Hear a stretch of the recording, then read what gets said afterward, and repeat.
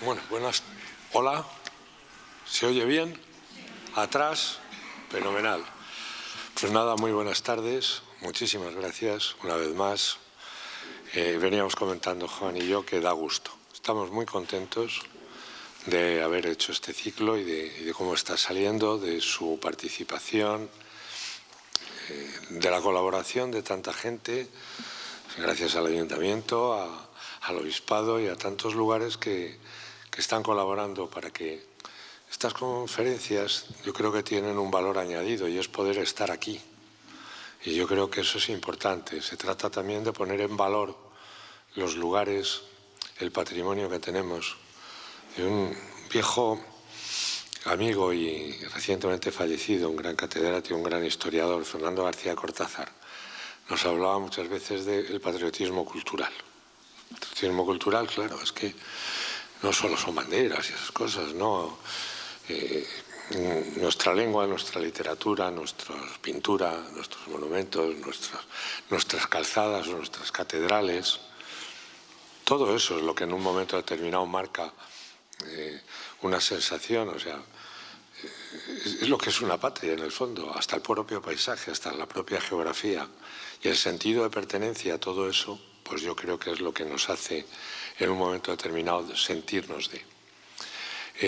Yo hoy he venido a acompañar a mi gran maestro y a mi amigo. No voy a presentar yo a Juan Eslava Galán. Les digo que para mí es un privilegio estar aquí, incluso haber venido en el viaje con él, porque siempre le robo 3 o 4 cosas que me dice que él no se da cuenta y yo, plas. Y en mi siguiente novela, pum. Además, sé que lo hace con cariño porque no le importa nada. Es tremendamente generoso en eso. Están ustedes delante de uno de los grandes escritores del siglo pasado y de un premio Planeta de aquellos de verdad, que fue espectacular, jovencísimo entonces, y En busca del unicornio. Es una novela que la lees, es del 87, y la lees ahora y en vez de envejecer es que ha rejuvenecido un poco, sí. Les pasa. A los vinos no, pero alguna novela sí. Y como les digo, para muchos de nosotros lo consideramos el punto de esa novela y ese modo de inicio de la novela histórica moderna en España, ¿no? Que está teniendo, pues, no es un fenómeno puntual, sino un éxito continuado. Y yo creo que una de las claves, aparte de que hay una verdadera, y no me extraña, una ansia por conocer la historia, cuando encima parece que te la quieren borrar, pero creo que también es importante porque en el género hay grandísimos escritores. Y uno de ellos, los más grandes y los más grandes, Juan Eslava Galán. Creo que nos va a hablar de... A mí me da un poco igual de lo que hable Juan Eslava Galán, yo me voy a quedar embobado, pero en este caso creo que nos va a hablar de algo, creo que la llamó la batalla de las especies o algo así, pero en realidad qué es lo que estábamos buscando, dónde queríamos ir y dónde llegamos en aquellos días de finales del siglo XV, ¿no? O sea, ¿por qué nos lanzamos Atlántico adelante y qué era lo que estábamos buscando? Y nada más, yo no quiero entretenerles ni un segundo. He venido con ustedes a escuchar a Juan Eslava Galán. De nuevo, gracias a Plasencia y gracias a todos ustedes. Buenas noches.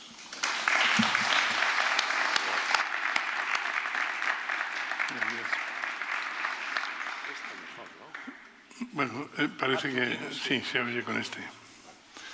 Pues, ante todo, debo decirles que estoy encantado de estar aquí. Es la primera vez que vengo a Plasencia. Solo con cruzar la ciudad ya me he dado cuenta de que no va a ser la última. La próxima vez vendré con la familia. Yo había estudiado algo de Plasencia por su importancia en la historia medieval y también porque yo hice mi tesis doctoral sobre castillos y murallas y claro, la muralla de Plasencia tiene un puesto muy importante en ese dominio. Así es que ha sido en cierto modo una sorpresa, solo la conocía en fotografías y en planos y como les digo, estoy encantado de estar con ustedes. Lo que vamos a contar es cómo hay un episodio en la historia de la humanidad que es el descubrimiento de América, cómo se llega a eso, que fue una auténtica casualidad, ¿no? Entonces, primero tenemos que pensar en la importancia de las especias. Eso que tienen ustedes ahí, me imagino que han buscado el pimentón de la Vera y no lo han encontrado. O quizás sí. Pero a lo mejor habría que borrarlo porque todavía no existía el pimentón de la Vera. Existían otras especias. Las especias eran absolutamente importantes en el siglo XV y antes del siglo XV. Ahora vamos a la tienda de la esquina y nos encontramos un especiero con los botecitos esos y ahí lo tenemos todo, pimienta, todo. Y entonces pues, no le damos importancia, tampoco son muy caras. Sin embargo, hubo un momento de la historia de Europa en que las especias eran fundamentales. En Europa solo hay dos especias que se crían, ¿no? Que son el azafrán y el laurel. Todas las demás especias tienen que venir de Oriente. Es decir, estamos hablando del clavo, la canela, el jengibre y sobre todo la pimienta. ¿Por qué tenían tanta importancia estas especias? Porque la comida era tremendamente aburrida, no se pueden imaginar hasta qué punto. Como no había frigoríficos, la gente pobre no comía carne directamente, ¿no? Comían algún palomo, algún gazapillo que cogían en el campo. La gente rica era la que comía carne casi siempre de caza o cerdo, etcétera, pero esa carne, como no había frigoríficos, pues había que salarla toda. Y cuando se desalaba para poder consumirla, perdía prácticamente todo su sabor. A eso se une que la carne, entonces, en una mesa de gente pudiente, no se consideraba comerse una lechuga, eso era una cosa de comerse el paisaje terrible, ¿no? No, se comía solo carne. Entonces, a lo mejor te ponían 7 o 10 o 12 platos de carne sucesivos. ¿Cómo haces para que no sean monótonos esos platos, para que se parezcan uno al otro y entonces no tiene gracia? Pues había que especiarlo de modo distinto. Nosotros quizás hemos perdido un poco la óptica de las especies, somos quizás demasiado monótonos con la pimienta y tal, ¿no? Pero si van a Marruecos verán que en los mercados, todavía en Oriente, se conservan un montón de especies distintas que dan sabores distintos. Ese era el panorama que había a finales del siglo XV, la especiería. La especiería era un sitio incógnito que estaba en Oriente en alguna parte, no había muchos conocimientos geográficos, pero había una ruta de la seda, ahí la tienen, esa ruta que tiene varios ramales, como ven, ¿no? Parte de China, el que pone aquí Sinae, parte de China, y pasa por la India, por las Molucas, etcétera, llega hasta el Mediterráneo y del Mediterráneo llega a Europa, de la que solo aparece aquí un piquito. Esa ruta era importantísima porque por esa ruta desde la época romana venían las especias y sobre todo venía la seda, por eso se llama ruta de la seda.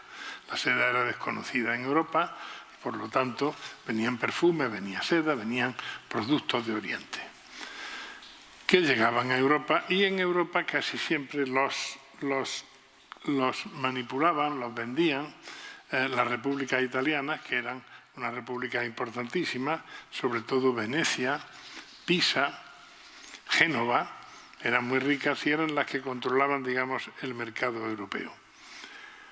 Tan importante era que una de las causas de las cruzadas fue precisamente el abrir, en un momento que se había estrangulado algo, abrir la ruta de las especias, controlando aquella zona, que es la zona, digamos, desde el punto de vista estratégico más importante, donde está ahora el Líbano e Israel, para entendernos, ¿no?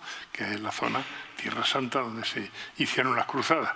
Todos sabemos, las cruzadas era una cuestión religiosa, etcétera, pero detrás de cualquier cuestión en la historia de la humanidad siempre está el dinero y el interés. Pues bien, en 1453, Mohamed II el Conquistador es un turco que hace que caiga ya Constantinopla y Bizancio, y los turcos se extienden por toda esta parte que es lo que ahora llamamos Oriente Medio. Ahí tienen la máxima expansión del Imperio Turco. Ya ven que de algún modo el Imperio Turco ocupaba casi lo que había ocupado Roma, ¿no? Exceptuando Europa.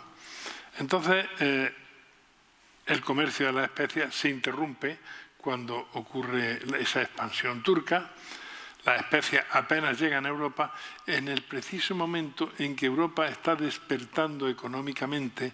Cada vez hay más burgueses, las ciudades resurgen, cada vez hay más dinero y cada vez hay más avidez por las especias, porque la especia es fundamental. Piensen ustedes, el patrón oro ha sido siempre el patrón por el que se ha regido la economía, pero en la Europa de este tiempo, incluso cuando falta oro, se coge como patrón la pimienta. La pimienta se guardaba en las casas señoriales, donde había mucho dinero, en los palacios.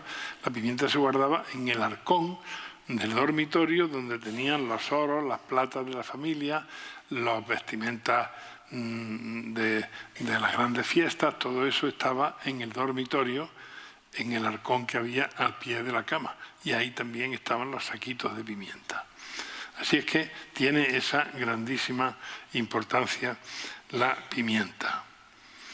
Claro, cuando de pronto en Europa se ve que no llegan las especias, pues esto es, piensan los comerciantes de Europa, los grandes industriales, las ciudades estas italianas que hacen grandes fortunas de la venta de especias, piensan cómo podemos hacer para ir a la India o a Ceilán, o a las Molucas, que es donde se crían las especias. Ellos saben que la Tierra es redonda.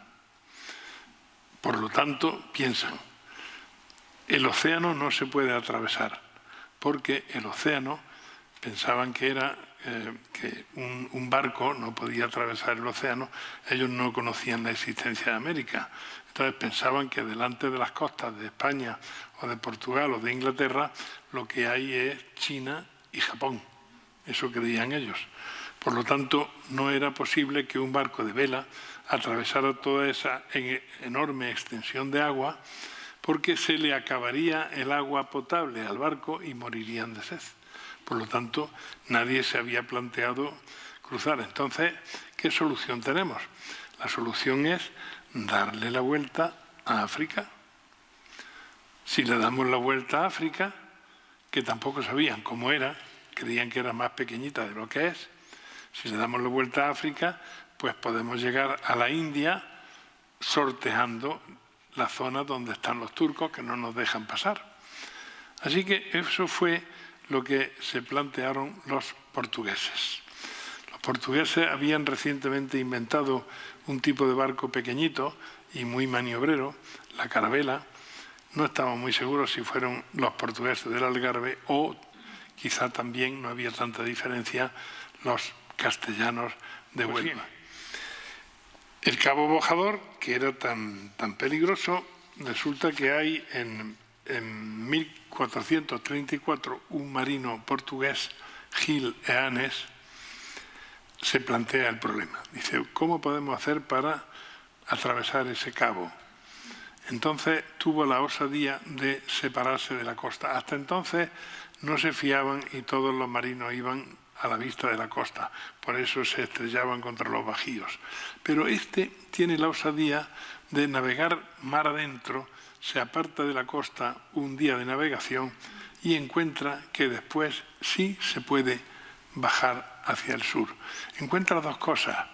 Otra de las cosas que les preocupaba a los portugueses era que los vientos dominantes soplaban hacia el sur y por lo tanto decían, bueno, si caso de que no hubiera el cabo bajador, si llegamos hacia el sur más con vientos dominantes siempre hacia el sur, después ¿cómo vamos a volver? Si son barcos de vela, ¿cómo vamos a regresar a Portugal? Ese era el segundo problema. Pero Gileanes descubre la solución de los dos problemas. Primero, se aparta de la costa y ya no hay arrecifes.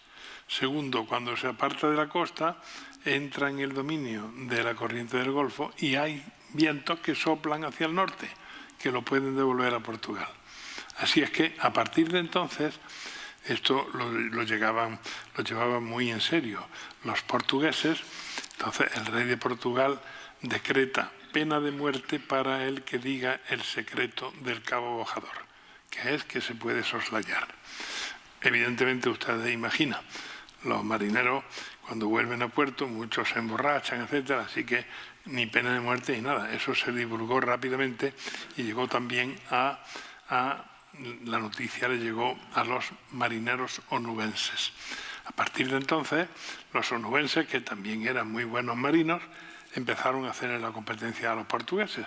Empezaron a bajar al rescate de oro y de esclavos. Ese es el contexto. Los portugueses y los castellanos, en España todavía no existe, portugueses y castellanos haciéndose la competencia por los negros y el oro de África. En ese contexto, estalla una guerra peninsular entre Portugal y Castilla. ¿Por qué? Porque Juana la Beltraneja, que es la hija de Enrique IV el Impotente, se casa con Alfonso V de Portugal, con el rey de Portugal. Así es que, por otra parte, la hermana del rey, que es Isabel la Católica, se ha casado en secreto, desobedeciendo al hermano y falsificando, por cierto, la bula papal, porque eran primos. Se ha casado en secreto con Alfonso de Aragón Fernando de Aragón. Estalla una guerra entre Portugal, que es el rey de Portugal, defendiendo la herencia de su señora, de Juana la Beltraneja, y la pretendiente al trono de Castilla, que es Isabel, con ayuda de su esposo, que es Fernando de Aragón. ¿Y por qué esta usurpadora? En el fondo era una usurpadora, Isabel la Católica, aunque la apreciemos, por una razón muy sencilla. Se suponía que Juana la Beltraneja no era hija del rey, era una hija adulterina de la reina con Beltrán de la Cueva, que era el valido del rey, el primer ministro, vamos a llamarlo así. Entonces, si esta no le corresponde reinar porque no es la reina legítima, pues entonces me toca a mí, que es la hermana del rey, Isabel, ¿no? Así que estalla esa guerra.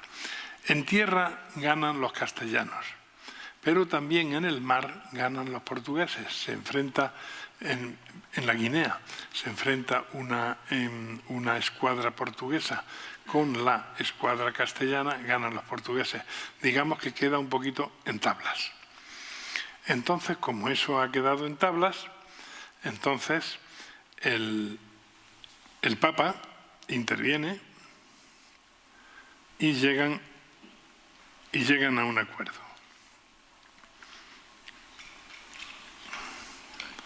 El acuerdo es el siguiente. El Papa divide la tierra entre Portugal y Castilla, toda la tierra. Ven ustedes aquí en ese mapa una línea que es horizontal, ¿verdad? Esa es la división de la tierra. Si se fijan, no sé si pueden fijarse, la línea pasa un pelín por debajo de las Islas Canarias. Entonces, el Tratado de Alcasova es el siguiente.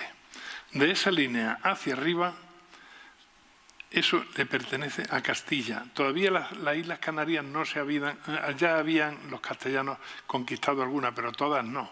Entonces, por eso eso cae dentro del territorio de Castilla. De ahí para arriba, Castilla.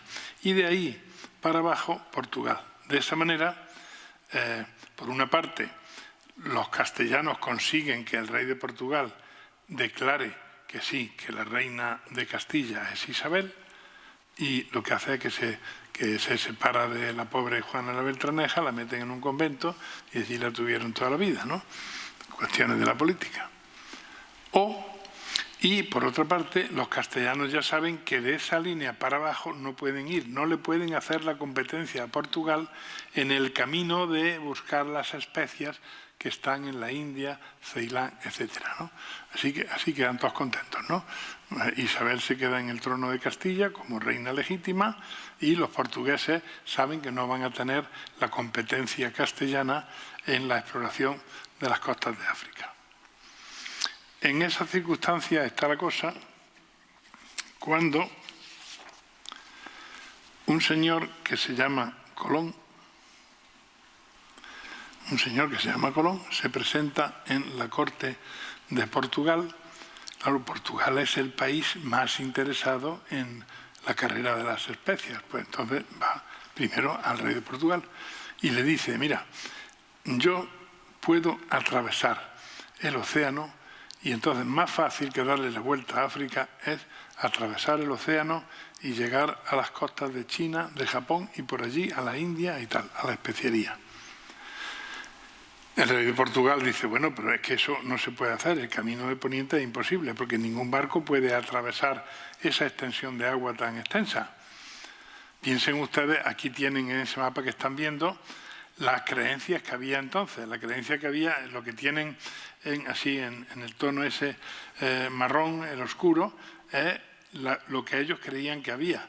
Fíjense que está todo el océano despejado y al final tienen esa isla que se llama Zipangu, que eso sería Japón, y Katai, que sería China. Ningún europeo había llegado allí. Entonces, ¿cómo saben que existen?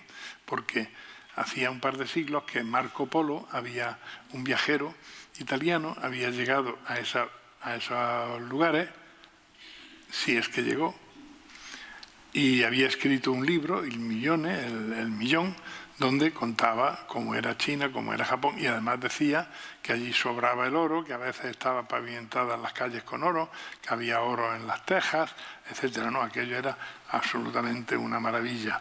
Entonces, claro, Colón, que es un genovés, un marino genovés, Génova muy famosa también por los comerciantes, ¿no? Por gente muy ávida de oro, pues llega al rey de Portugal y dice, yo sé cómo se cruza, porque el mar no es tan ancho como la gente dice, ¿no?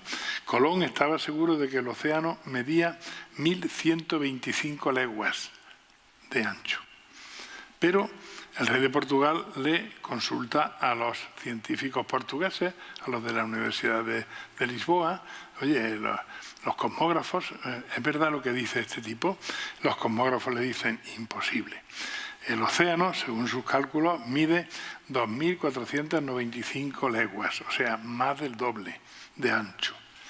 Y la razón la llevaban los cosmógrafos, por supuesto. Tenían más conocimiento que Colón, pero Colón estaba empecinado en lo suyo. ¿Por qué? Este es el gran secreto de Colón. Colón sabe que bajando hasta la isla Canaria de Hierro y cruzando desde ahí el océano, a 750 leguas están unas islas que son las Antillas Menores. ¿Había estado él alguna vez allí? Parece que no. Pero ¿de dónde le viene entonces ese chivatazo, esa idea, además esa cifra tan exacta? ¿De dónde le viene, no? Pues ese es uno de los misterios de Colón. Se dice que a lo mejor él se había casado con una portuguesa y en la islita de Porto Santo su suegro, que era marino, la suegra, que se llevaba bien con el yerno, le dio un cofrecito de mapas y de notas que tenía del suegro que ya había muerto, ¿no? Y que ahí encontró Colón esos detalles. Otra versión dice que estando paseando por aquellas playas, de pronto llegó un náufrago en muy mal estado el pobre hombre. Él lo acogió, lo llevó a su casa y lo estuvo cuidando hasta que unos días después se murió. En esos días el náufrago le contó cómo había una tierra inexplorada a la que se podía llegar haciendo ese camino. Sea como fuere, ese es un misterio que hay, pero evidentemente Colón, estando equivocado, llevaba razón, porque por medio estaba América. Ahí lo ven, en ese color más claro es el mapa real, ¿no? Entonces ven que efectivamente, si uno baja a la isla de Hierro y cruza, pues llega a las Islas Antillas, cosa que obviamente los cosmógrafos europeos ignoraban, ¿no? No sabían que hubiera un continente tan grande por medio. Obviamente los portugueses no le hacen caso a Colón. Así que el rey de Portugal dice, no, este tío es un chalao que no merece el más mínimo crédito, y los portugueses siguen dando su vuelta hacia la especiería por África. A pesar de que cuando llegaron a Guinea se llevaron una sorpresa, como África le veían tan redondita, ellos creían que iba a ser así redondita, como una lenteja, y se llevaron una sorpresa cuando vieron que la costa bajaba hacia el sur, que la vuelta tenía que ser más grande de lo que ellos pensaban, ¿no? Pero ellos continuaron con esa idea.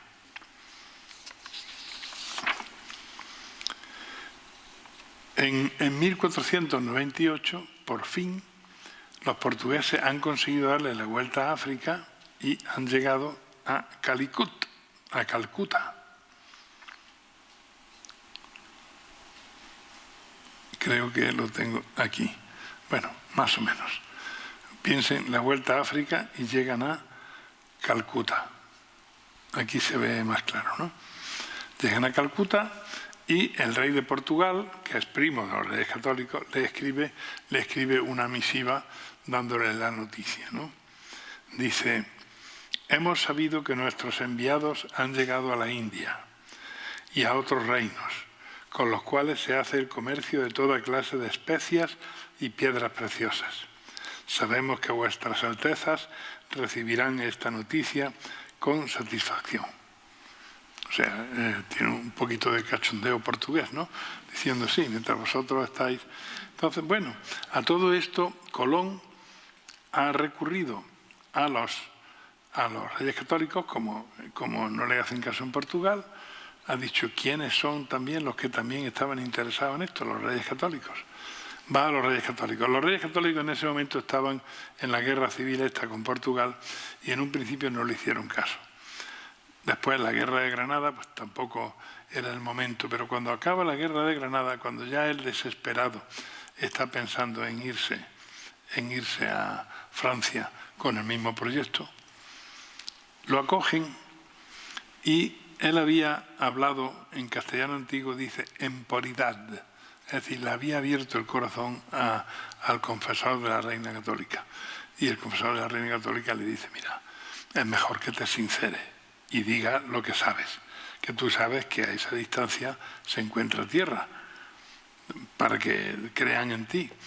Bueno, sí, creyeron en él y le hicieron un contrato leonino desde el punto de vista de Colón, es decir, que el tipo se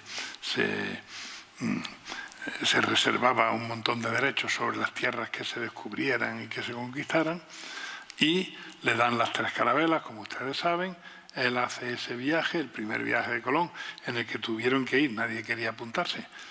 Tuvieron que ir incluso condenados a muerte, y eso que los hermanos Pinzones tenían un gran prestigio en la costa onubense y eran los que iban a dirigir un poco 2 de las carabelas. Llegan a América y descubren América, bajando, como digo, a la isla de Hierro y desde allí cruzando hasta las Antillas. Colón llega a las Antillas y se cree que está en las islas que rodean Japón. Él, por supuesto, no tiene idea de que sea América, ¿no? Tendrá que pasar ya un poco tiempo y unos pocos viajes para que se den cuenta de que aquello es una tierra nueva. Pero la obsesión que los acompaña siempre, la obsesión que los acompaña es que tienen que llegar a la especiería, Piensen ustedes que han llegado a América, ya ven que América, ¿qué es lo que ocupa? Ocupa desde el Polo Norte al Polo Sur. Entonces, la obsesión durante un siglo, la obsesión de España y de los marinos españoles es encontrar el paso. Tiene que haber un paso para que nos quitemos de en medio esta tierra que no da nada y podamos meternos navegar hacia la especiería. Porque todo esto el Papa ha hecho el nuevo Papa ha hecho un nuevo tratado entre Portugal y España. Antes, al principio de Alcobaza era, como les dije, la línea esa que hay que corta el mundo en norte y sur, ¿verdad? Pero como ahora lo que está en juego es una tierra nueva que se ha descubierto, etcétera, entonces el Papa dice, vale, entonces lo que vamos a cortar el mundo es de arriba a abajo, que es la línea que tienen ahí verde, esa es la primera que hacen, pero después los portugueses no están de acuerdo y obligan a correr un poco la línea hacia la izquierda. ¿Por qué? Porque ya submarinos habían descubierto Brasil y entonces querían quedarse también con esa tierra. Así que el Tratado de Tordesillas es esa línea roja que ven, como la tierra es redonda, pues de esa línea roja hacia la izquierda, eso le pertenece a Castilla. Y la parte blanca, digamos, le pertenece a Portugal. Obviamente hay que entenderlo, lo que no esté poblado por cristianos. Lo que está poblado por cristianos no, pero todo lo que está poblado por indígenas, a cambio de la propiedad, el Papa únicamente exige que los cristianicen, ¿no? Que los conviertan al cristianismo, les prediquen, etcétera, y entonces la tierra es suya. Como la tierra es redonda, la línea esa misma es la que surge por aquí a mano derecha, ya la ven como baja, entonces acotando la parte blanca portuguesa, la parte marrón castellana. Entonces la obsesión de los castellanos es poder atravesar América, encontrar el paso, porque ellos lo que quieren es, por territorio suyo, es salir por aquí, por la derecha de la imagen, y llegar a la especiería. Eso que ven ustedes donde está la India, la zona de la India y sus alrededores y China, era la especiería, las Islas Molucas, toda esa parte. El tesoro estaba en las especias. Todavía nadie piensa en oro ni en nada porque en América no había oro.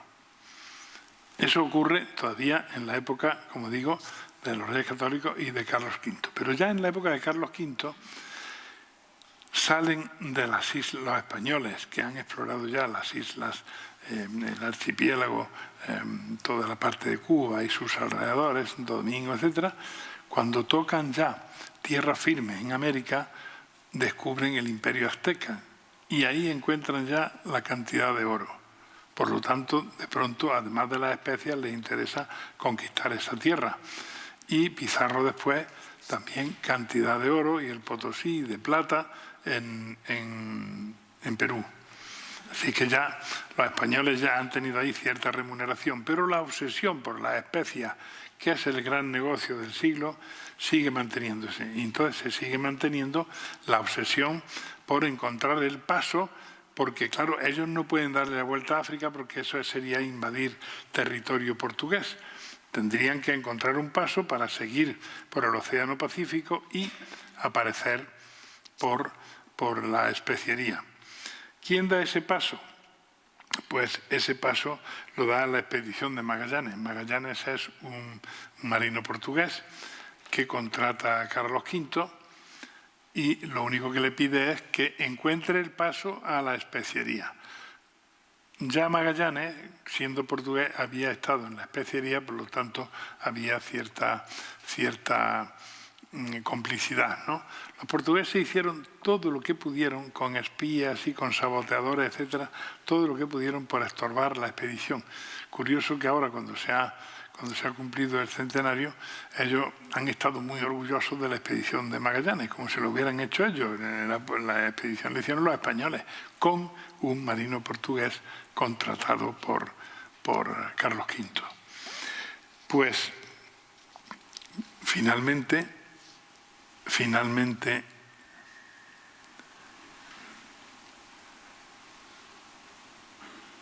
a ver si doy con el último. Aquí tienen, finalmente Magallanes encuentra el paso. Es un paso complicadísimo. Al sur de Argentina y de Chile, ya ven, tienen que meterse por unos estrechos que tienen un montón de bocas por las que, es decir, una especie de laberinto, pero finalmente, pasando todo ese laberinto, él es capaz de salir al Océano Pacífico y ya, bueno, pues todo adelante, un océano más ancho de lo que también esperaban, y llegan ya a las Molucas, donde ya estaban los portugueses explotándolo todo. Allí también surge una guerra en las Molucas entre los marinos españoles que llegan y los portugueses que ya se han establecido. Como ustedes saben, en la expedición de Magallanes murió en un enfrentamiento con nativos y fue Elcano el que finalmente pudo llegar a España después de invadir terreno portugués, porque se dio cuenta de que iba a ser más fácil seguir el mapa, iba a ser más fácil venirse rodeando África que volviendo de donde venía, ¿no? Así que hizo eso, invadiendo terreno portugués, perseguido por los portugueses, pero consiguió llegar a España y dar noticia de eso. Como los conocimientos geográficos eran bastante flojos, no quedaba claro de que la raya entre Portugal y España pasaba por la especiería, por las Molucas. Pero no quedaba claro exactamente por dónde, ¿no? Pero afortunadamente eso se arregló porque Carlos V, en 1526, Carlos V se casó con Isabel de Portugal, la reina más guapa que ha tenido nunca Portugal, de la que estaba profundamente enamorado. De modo que en el momento que se casa y que tienen un hijo, Felipe II, se acaban los problemas, porque ese hijo que tienen va a heredar el imperio portugués y el imperio español, por lo tanto ya no hay motivo para pelearse, ¿no? Así que en el Tratado de Zaragoza, 3 años después, se fija la demarcación de las Molucas, es decir, por dónde tiene que ir la raya, pero ya están en buena paz. Lo que ocurre es que, como ustedes saben, después Portugal se separó de España y volvió a haber problemas, pero eso ya es otra cuestión y otro cuento. Pues nada más, muchas gracias. Si tienen... Gracias.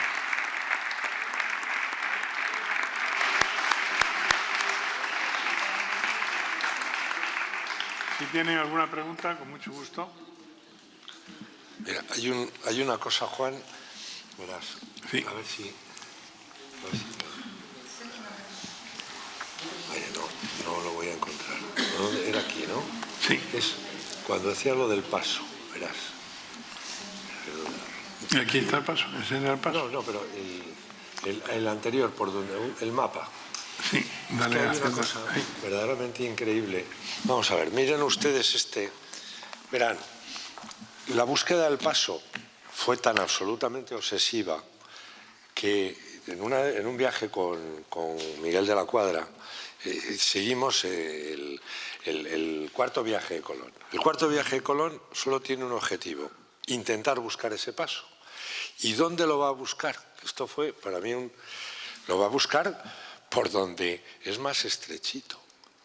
Estuvo allí, estuvo de hecho subiendo por el río Belén y le dijeron los indios que a 9 jornadas habría un gran mar al otro lado.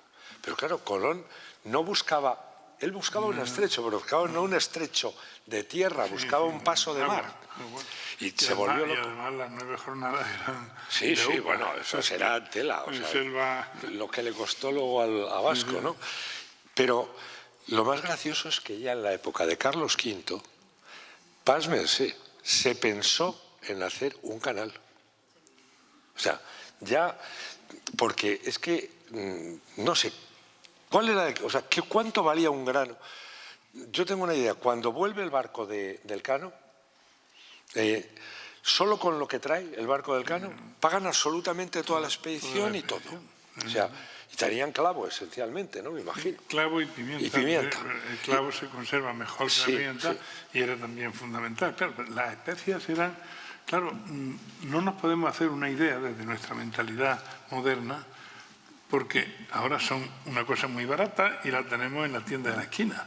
Pero es que entonces era absolutamente fundamental en la economía de un pueblo. O sea, un grano de mostaza podía valer más que un grano de oro. Sí, tranquilamente. Sí. Tranquilamente.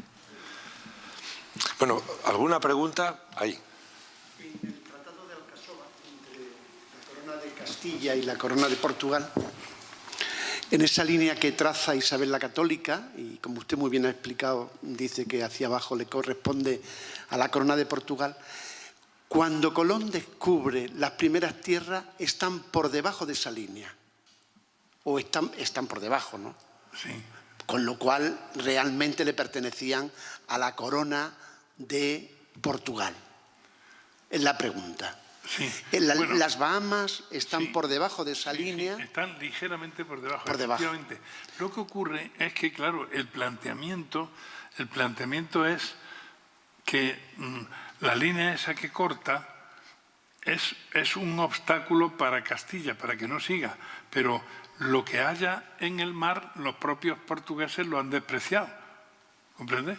Entonces, claro, Colón dice, bueno, esta parte yo no estoy bajando por las costas de África, que es lo que quiere evitar esa línea. Yo estoy en el mar abierto, que ya los portugueses eso lo han despreciado. Por eso tienen que volver a reunirse los diplomáticos y decir, no, esa línea ya no vale, porque resulta que hay otras tierras, ahora la línea tiene que ser vertical.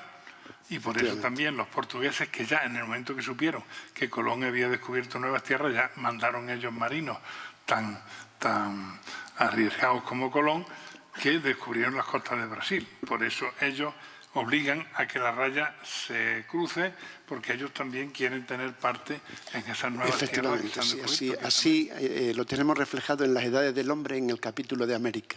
Están las bulas del Papa, con las 390, las 170 y luego las 390. Y así está recogido y se explica así en la exposición de edades. Sí, sí. Bueno, a todo esto, claro, los reyes de Europa no le hizo ninguna gracia, ¿no?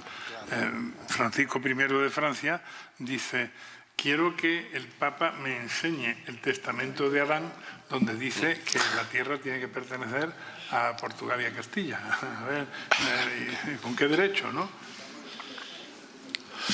Hay un elemento que comentábamos antes, vamos a ver, creo que es en 1488, cuando los portugueses llegan al Cabo de Buena Esperanza, cuando logran llegar, y estamos hablando del 88, cuando llega la noticia de que, creo que eso fue Bartolomé Díaz, quien llega ahí, los reyes católicos dicen, oye, que estos están llegando.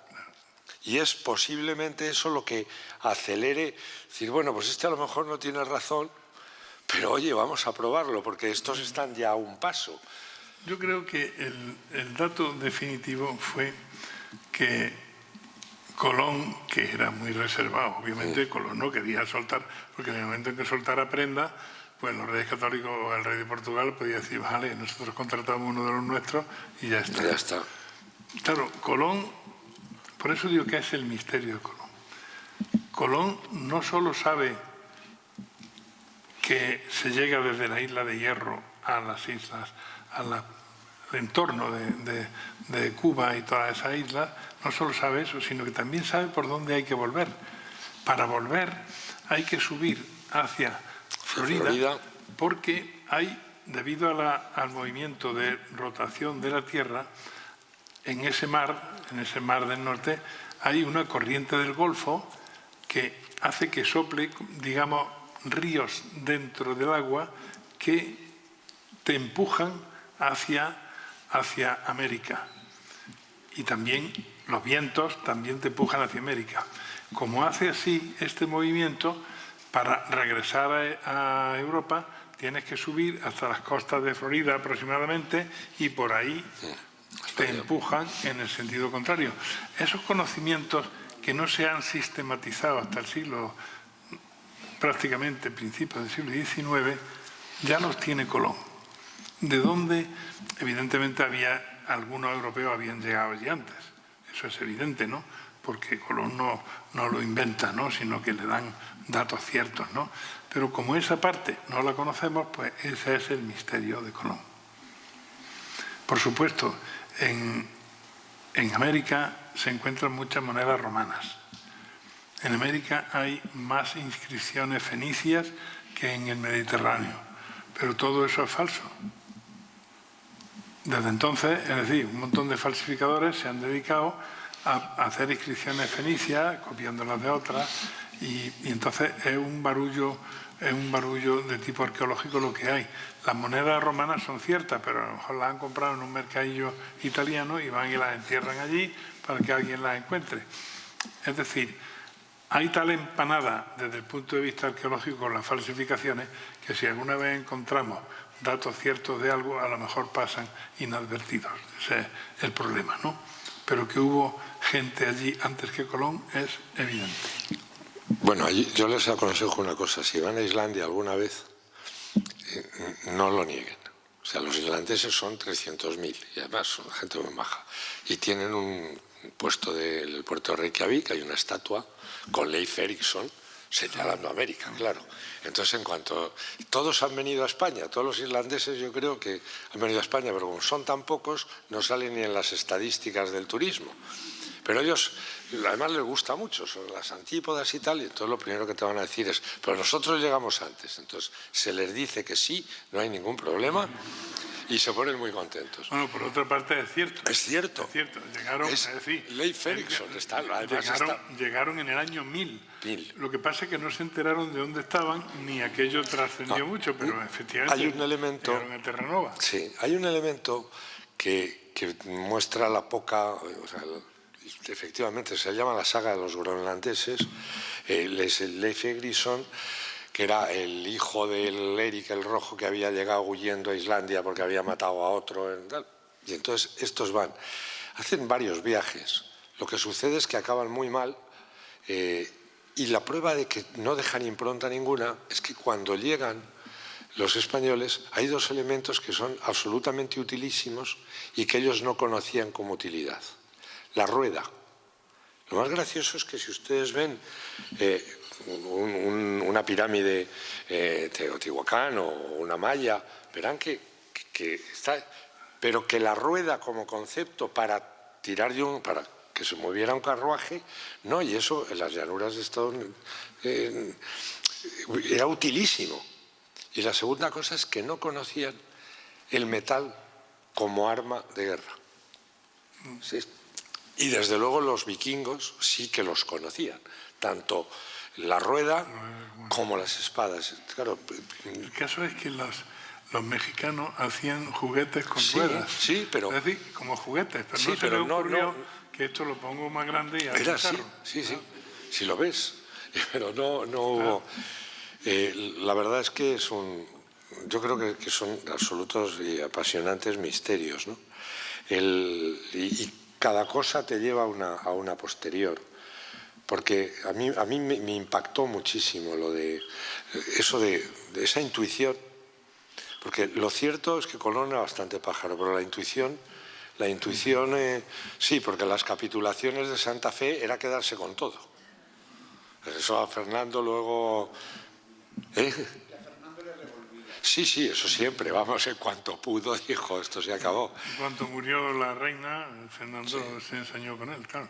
Pero por otra parte, eran mala gente. Colón y sus hermanos eran malos administradores, abusones, ahorcaban a la gente. Es decir, que nosotros tenemos, sobre todo, tenemos una imagen de Colón muy positiva, porque en el cuarto centenario, el cuarto centenario, ya saben, hemos celebrado recientemente, bueno, hace unos años, el quinto.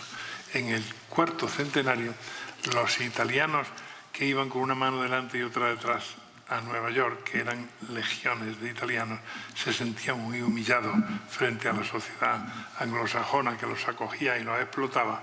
Y entonces ellos valoraron mucho la figura de Colón. Sí, somos unos desgraciados, pero esto que tenéis aquí es porque uno de los nuestros, que era genovés, lo descubrió, ¿no? Desde entonces se ha valorado muchísimo la figura de Colón. Visto desde el punto de vista de la historia, pues sí, tiene el valor de esas grandes intuiciones de llegar a América y todo esto, ¿no? Pero luego como administrador y como persona, pues no concita nuestra simpatía cuando uno desciende ya a los detalles, ¿no? Colón y los faraones, como los llamaban allí en la isla. Hay un hecho absolutamente desconocido. En el primer viaje, Cristóbal Colón va solo, de la familia. En el segundo va con su tercer hermano, con Giacomo, Diego.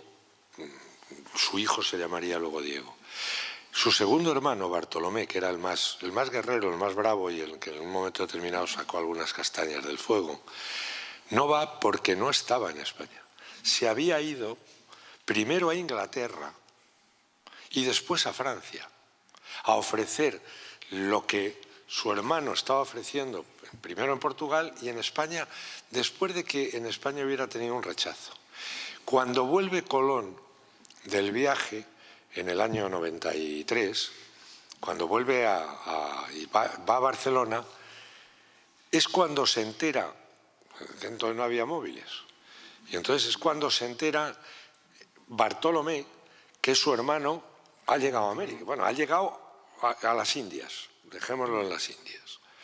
Y le avisa, y Bartolomé Colón va detrás de su hermano en el segundo viaje, en el de la Isabela, y luego se va a convertir en un personaje muy, muy importante. La verdad es que... bueno, y Juan, hay una cosa. Yo soy de Guadalajara. En Guadalajara hay un señor que dice que Colón era de Espinosa de Henares. Bueno, lo decía su padre y ahora me llevan dando la murga, tal. En Galicia hay un señor que dice que de toda la vida, bueno, el de Espinosa dice que era un hijo natural de algún Mendoza, de un duque del Infantado o algo así. En Mallorca también. En Mallorca también, los catalanes, por supuesto, por dos veces. La realidad era que era catalán como Teresa de Jesús. Sí, es verdad, tío. No hay que darle más vueltas. ¿Tienen alguna pregunta más? Sí, hay.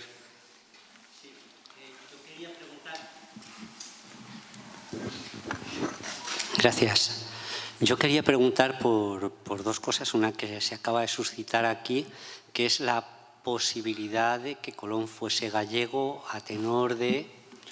Por ahí he leído un par de artículos que dicen que la toponimia, que yo no sé si es verdad, que se muestra, que Colón, con la que Colón bautiza los parajes que tienen mucho que ver con su Galicia natal, y que realmente su apellido Colón es el que se pone porque fue una familia a favor de Juana la Beltraneja. Entonces se pone el de Colón y no el de la madre y no el del padre, porque entonces se podían intercambiar y todo esto. Bueno, ¿qué opinión le merece? Sí. Bueno, está muy claro. Mussolini hizo dos cosas buenas.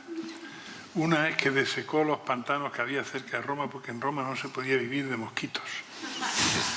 Y la otra fue que metió a todos los notarios de la isla, estoy exagerando, de la península, los metió en Génova para encontrar el trazo de la familia de Colón. Ya sabemos de qué familia era, sabemos que el padre era tabernero, que a veces también hacía algo de comercio. Claro, Colón toda la vida uno de los misterios de Colón estuvo ocultando sus orígenes. Él aspiraba a que le dieran el máximo grado de nobleza en Castilla y no se lo iban a dar al hijo de un tabernero. Por lo tanto, siempre estuvo ocultando sus orígenes.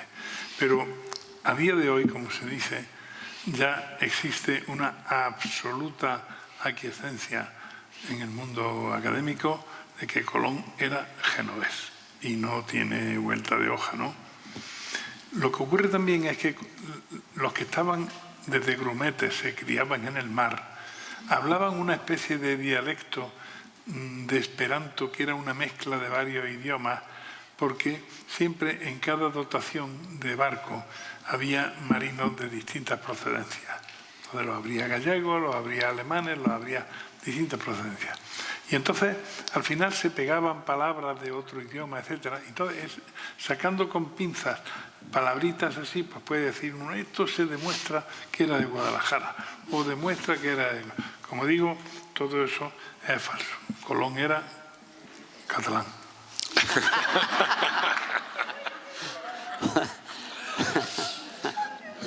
Bueno, la otra pregunta y termino. Sí, es el tema que, bueno, como el motor, ¿no? El motor de la historia, en este caso la búsqueda, la especiería, la búsqueda de estas especias tan caras, ¿no? En la época. Y sin embargo, tengo leído por ahí que hay como, primero, que la zona de Nuevo México, es decir, la parte norte de Nueva España, no se le veía ningún tipo de rentabilidad y sin embargo hacia allá sí se mandaban misiones y se hizo el camino de tierra adentro y el otro y patatín y patatán. Y por otro lado, otra anécdota que no recuerdo, bueno, a Felipe II le vienen a comentar que se han descubierto las islas que luego se llamarán Filipinas en su honor y le dicen que no hay riquezas. Y él pregunta, ¿pero hay almas? Entonces, de acuerdo a esto, cabe pensar que la hazaña o el conjunto de hazañas, estos descubrimientos por parte de España, tenían un componente no solo depredador, sino también un poquito más, por decirlo así, evangelizador o civilizador. Sin duda alguna. Los españoles de entonces, aunque nos resulte raro, creían en Dios. Cuando había un duelo de espada o lo que fuera, en cuanto te pinchaban, lo primero que pedían no era un médico, era un confesor. Sí, estaban convencidos. Isabel la Católica era una cristiana a base de bien, aunque fuera una usurpadora. Y cuando Colón, muy genovés, ve que no encuentra allí especias ni encuentra oro en las islas, en las primeras, en Cuba y en sus alrededores, lo primero que dice es, pero los indios son muy mansos. Se pueden esclavizar, dice, con 50 soldados que mandemos aquí a las islas, tenemos un suministro de esclavos estupendo. Entonces la reina católica le dice, no, son súbditos de Castilla, por lo tanto no se esclavizan. Y de hecho mandó unos cuantos barcos de esclavos. Él quería hacer dinero como fuera. Mandó unos cuantos barcos de esclavos a Castilla y la reina los devolvió.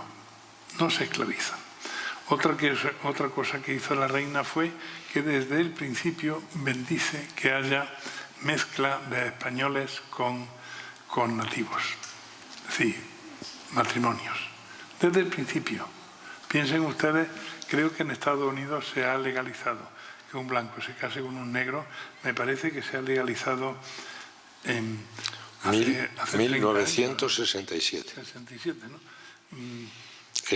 Piensen ustedes, también piensen por qué existe una población mestiza que proviene de los españoles y sin embargo no existe ninguna población mestiza un poco más arriba en la zona que colonizaron los ingleses, ¿no? Allí no solo exterminaron a las tribus, sino que tampoco se mezclaron con ellos, ¿no?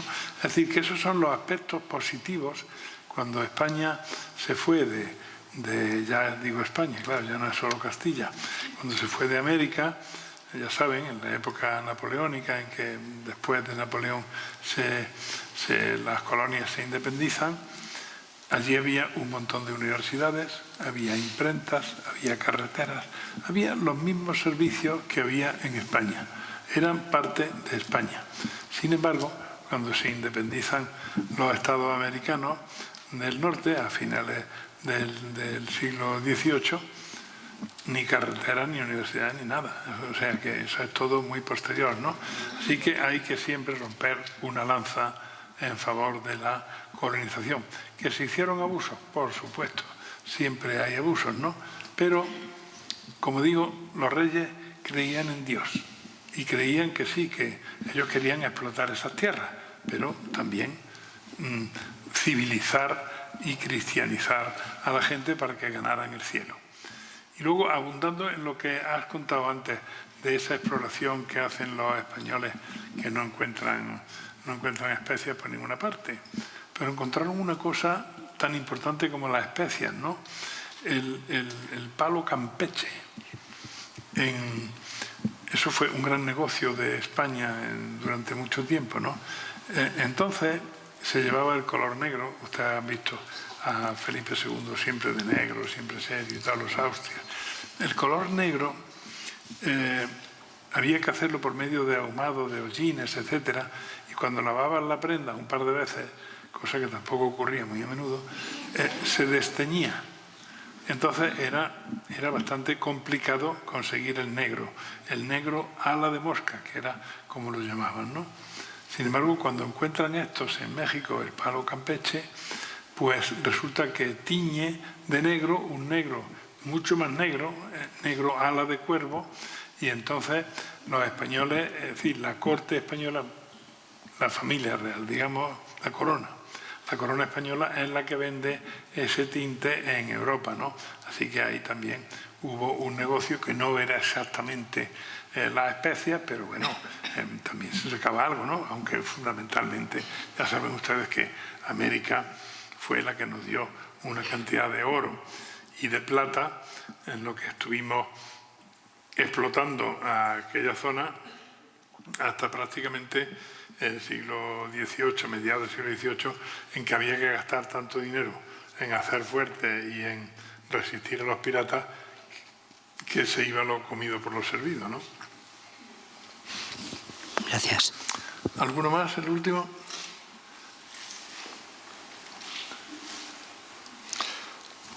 No veo. Desde aquí no vemos nada. No vemos nada. Bueno, pues si no hay más preguntas, ha sido un auténtico placer y Juan tendrá sumo gusto en firmarles los libros que ustedes quieran. Muchas gracias. Muchas gracias.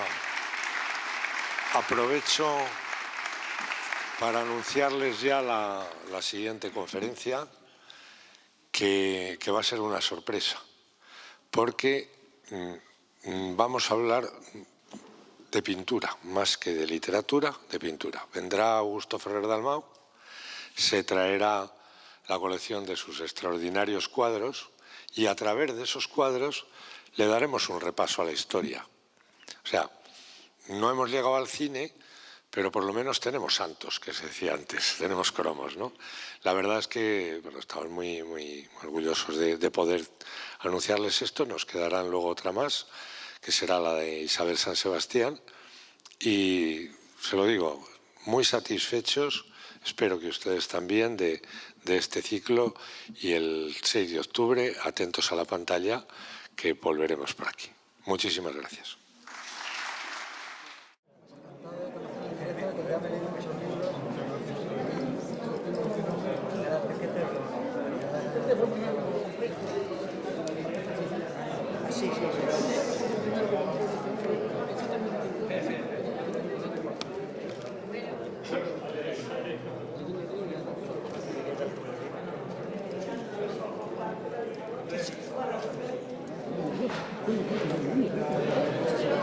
Bueno, cuídate mucho.